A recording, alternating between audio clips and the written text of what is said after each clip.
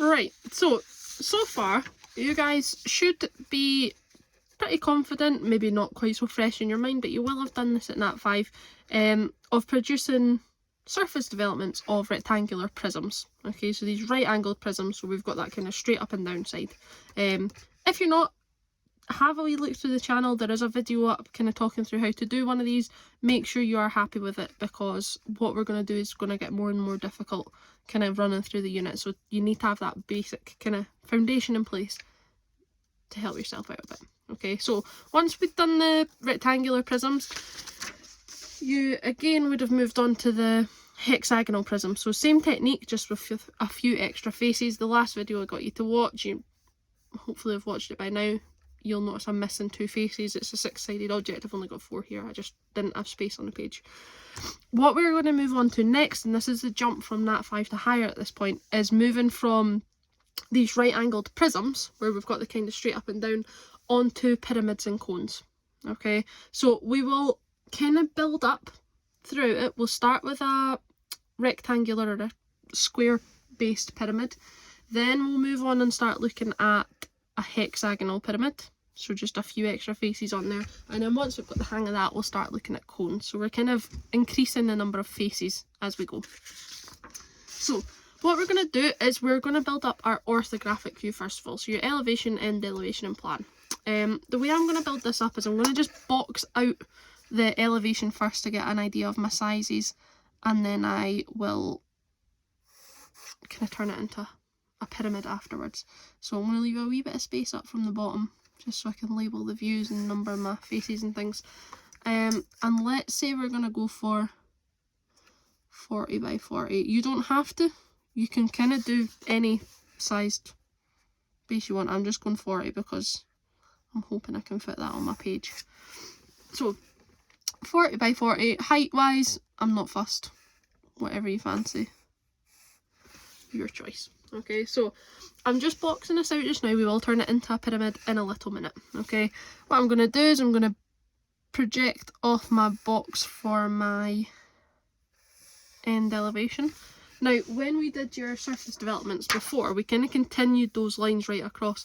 Please don't do that for the pyramids or the cones. It's slightly different because it's almost a rounded shape. You'll see as we go on. So you don't need to continue your lines, is what I'm saying. I'll leave my gap between my views. I'm not fussed how big a gap we've got.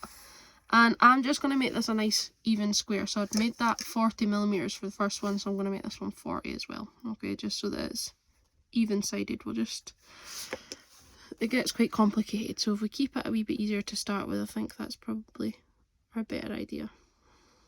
So we've got that side built up. Okay, so elevation, end elevation.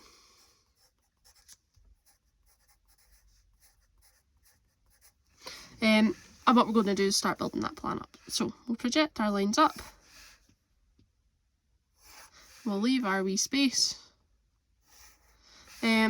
So I'll leave that gap between my views, and then I'm going to create my bounce line now. Okay, so we need to switch to that 45-degree set square. Remember, your bounce line has to be at 45 degrees or your drawing's never going to work out. So we take the front edge up, we take the front edge over, and where they meet is where we go up at 45 degrees. Okay, please make sure that's 45. If you do it at too high an angle, you're going to end up messing this drawing up, and it's just going to make it very confusing for you. So what we've got, let me highlight that just so we can kind of realise that that's not part of our drawing, it's just our wee bounce line. So what we want to do is we want to take these lines running up the way, and then this, I shouldn't really need to talk you through this, to be honest. Once it hits up, we then run ourselves across the way. And so we've got that plan view. Okay, so at the minute we've just got a prism. Okay, like I say, I wanted to just box this in first of all, and then allow myself to start building up and turning it into a pyramid. So we can kind of, there's different ways you can do this. You could measure this out. We know that it's 40, so to get ourselves that nice pyramid, We could go 20 and join it up, or we could do our corners here. It's up to you. I'm going 20 in, and then I'm just going to join that corner over and that corner over. Okay, so these are actually like construction lines. So we've got that wee sort of pyramid bit. Then we want to do the same on this side. So it's 40 overall. So we want to put that wee point at 20.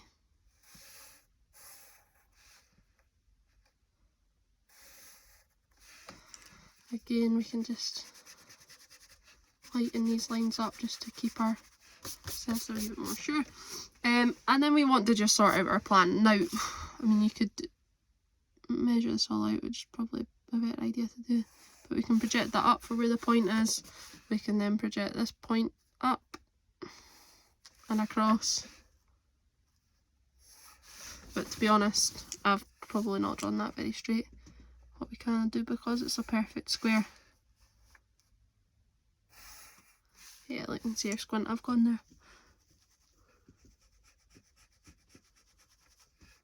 But we've got that pyramid now. Okay, so if we look at front on, we can see the triangle. We look at the side on, we can see the triangle. And if we look down on the top, we can see each little face. So that's all we would do for kind of building it up. We will start now labeling up our little edges here. So we'll go 1, 2, 3, 4. And then hopefully we've kind of refreshed your mind a bit from that last video. But our views that we're looking at here, front on, 2 is at the front, and then we've got 1 behind it, and then we've got 3, and then directly behind that we've got number 4. So we've got those labelled up. We can do the same on this side. So we've got 1 at the front and then 4 behind it, and then we've got 2 at the front with 3 behind it. So we've kind of built this up same sort of way as we did with our prisms. Sorry, I'm having a total mind blank there. But we've just gone for a slightly different shape. So what we'll start to do now is, rather than build this view up, I'm going to get this drawing totally finished off before we start our surface development. So what I can do is, now that I'm happy with it, or do I? Nah, do you know what? I'm going to change my mind. I'm going to show you how to do the surface development whilst it's this slightly more simple shape, and then we'll move on and we'll look at the kind of more tricky ones. So we will need our compass here. Okay. Set your compass up, and what we want to do is firstly kind of work out how tall our pyramid is. So from the top of the pyramid to the bottom of the pyramid is that size there. Okay, so the top, I'm going to make sure I really spike that in so I've got a nice clear point. Don't know if you can make that out on the camera, but it's there. So I'm just going to double check that at the top, that bottom corner is that size. And we're just going to swing around here.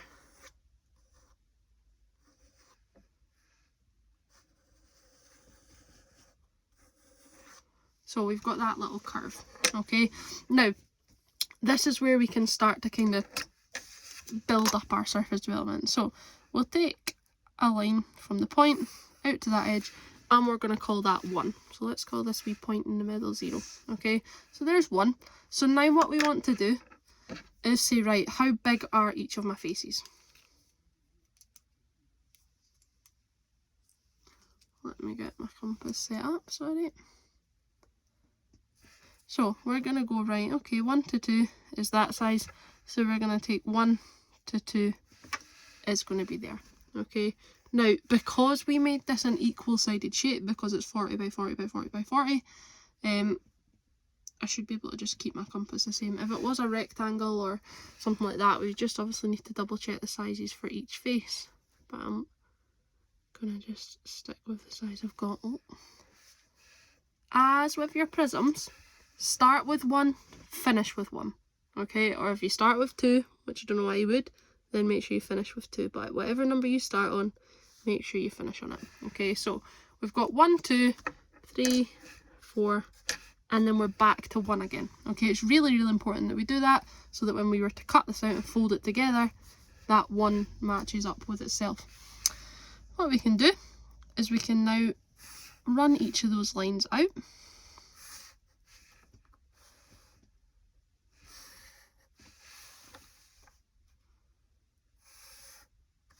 And we've got kind of each of these faces built up, just about.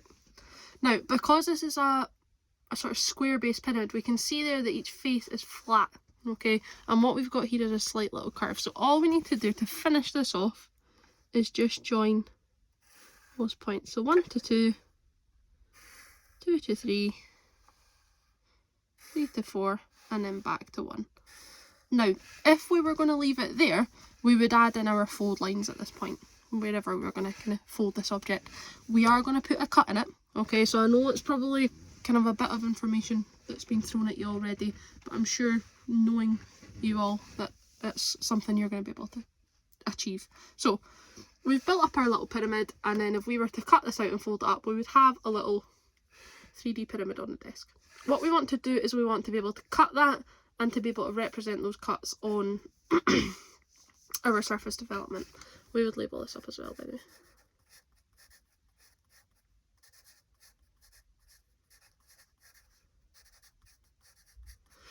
So, cut at whatever angle we fancy cutting at. Let's go for that. Okay. Totally up to you. I've just picked a random size there. Now, we want to make sure that we are representing this in our end elevation and that we're representing it in our plan, which is where these get a little bit busy, I suppose. So we're taking that height that we go up to, and I'm just going to run that over, and then this height that we're up to, okay, I'm just lining this up with a guide here, we'll run that over, and then we just need to double check. So 2 is these shorter faces, so 2 is that one there, as is 1. Okay, now 1's at the front here, so 1 will be that one. And then 3 and 4 are this taller height. So 3 is there and 4 is there. Okay, so what we can do is we can actually build that up.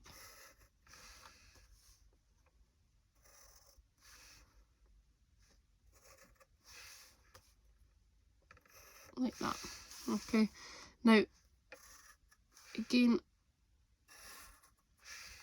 a lot of these lines are maybe a wee bit darker than they should be, just because it makes it a wee bit easier to show you how to do these drawings. So I'm just going to quickly darken up the bits we actually want to keep. So now what we're saying is if we cut that triangle, or cut that pyramid there, if we looked side on at it, what we'd see is this front face here, which is the shorter one, and then we'd see that little slope that's sloping away from us, which we've got there as well. Okay, and we can start now to pop these dimensions or pop these points on here to finish off our plan view. So that's not going to be a kind of set point anymore, it's going to have that flat little surface there. So what we can do, we could do this 2 ways. We could ping the line up to the bounce line and then across, up and across. I'm just going to stick with doing them straight up because I think, why not, for what I'm doing. So that point there goes up, and I know that that line or that point is number 3 and 4. So 3 and 4 hit there, and then I'm going to line that up again. I'm lining up with edges and taking this one and I'm running it up. I have to move that slightly so I can reach. We're running that one up there and there, and then we can just join the dots. So if we were to be looking at this top on now, what we'd actually see is this flat surface on the top rather than the spike. Okay, so we're seeing this flat face here, and if I could colour it in, this wee flat face here. So that's us got our orthographic view all kind of tidied up just by using those projection lines around about.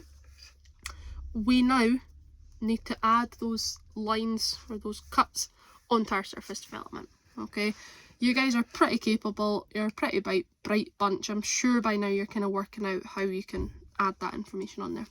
So we set our compass. Now it's up to you. You can do this from the bottom up just make sure that when you mark it, you go from the bottom up, or you can go from the top down. It's completely your choice. I'm going to go bottom up just because I think, why not? So I'm going to take this one here, and that line I know is 3 and 4. So what I'm going to do is on 3 and 4, now remember I need to go from the bottom up because that's what I've just measured. So that's 4, that one's 3, and then I can do the same. So because I'm going from the bottom, or let me go from the top on this one to show you. So from the top, I'm going to there. But if I were to do it from the bottom, of course by chance I've cut it exactly at that point.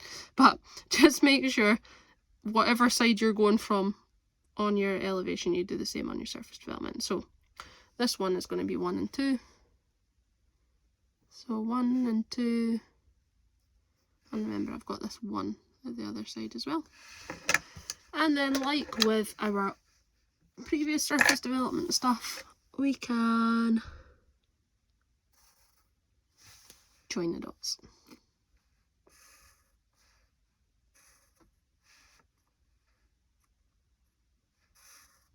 So we've joined that up. This would all just be light construction lines. And then my last step would just be to outline this and add my fold line. So I've got my dark outline there, just to tidy it up a wee bit. And then we kind of know our fold lines: long, short, short, long, short, short, long, short, short, long, short, short. I said this on previous videos, but please make sure when you're doing this that you've got a nice clear difference between your long and short lines.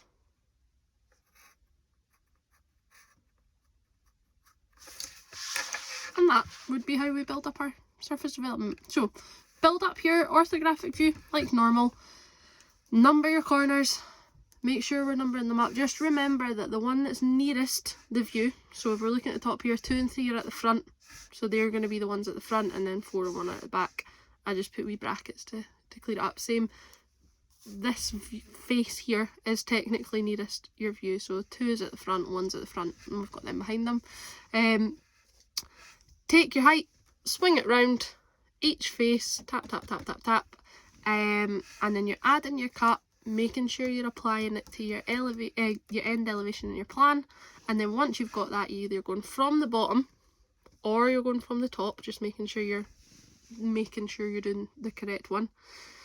Adding the points on, joining the dots, and then adding your fold lines. And that's you for your kind of first surface development task. So have a go. Make sure you can always jump back to any bits that you're not sure of. Have a look at the assignments, see what I'm asking you to do, and submit whatever you produce.